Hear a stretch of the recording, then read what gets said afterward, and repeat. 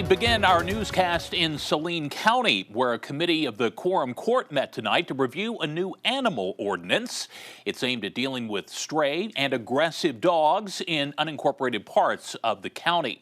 Channel 7's Tyree White was there for the meeting. He joins us live in our studio now. Tyree. Chris, tonight the Saline County Quorum Court is not voting, but they are discussing a potential animal control ordinance that could change how these dog attack cases are handled moving forward.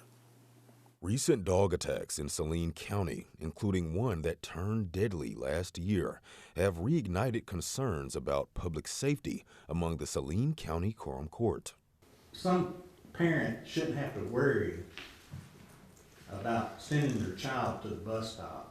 After 3 pit bulls attacked a 12-year-old girl and her mother at a Diamond Hills Cove bus stop almost a month ago, Saline County officials say the time to act is long overdue. It's why they're discussing an animal control ordinance designed to be a stricter safeguard for the county. Okay, how do we punish the owners of aggressive animals, and then these other animals that are not hurting anything, not punish them? That seemed to be the big question of the discussion.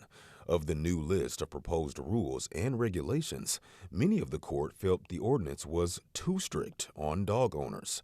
The proposed ordinance would make abandoning a dog illegal, with fines up to $500 per dog and possible jail time. It would also make it a misdemeanor to let a dog run at large in unincorporated areas of the county, even if on accident. It's a rule Saline County Judge Matt Brumley feels may punish the wrong people.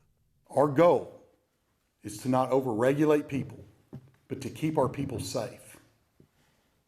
Our goal is to target the negligent and the irresponsible. One of the most questioned sections of the ordinance was the fine for offenders. Owners of vicious dogs who violate the rules could face fines of up to $500, but most of the court feels that price is too low. If we're going to make change, we have to have these fines exorbitantly as high as what our law enforcement or prosecutors say we can defend in court. The ordinance says that if law enforcement has probable cause that a dog seriously bit a person, the dog could be impounded.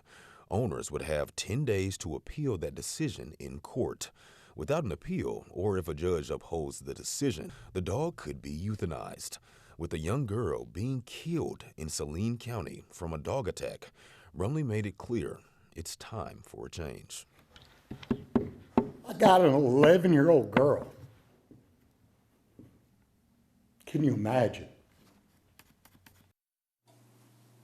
Now, Saline County really doesn't have an animal control. Sheriff's deputies, they just have sheriff's deputies who respond. They do get help from nearby cities, but the court realizes they may need their own to make this plan work. On your side, I'm Tyree White. Okay, Tyree, thanks so much. Again, the court did not vote on this ordinance tonight. The members want to hear more from the community before it's finalized.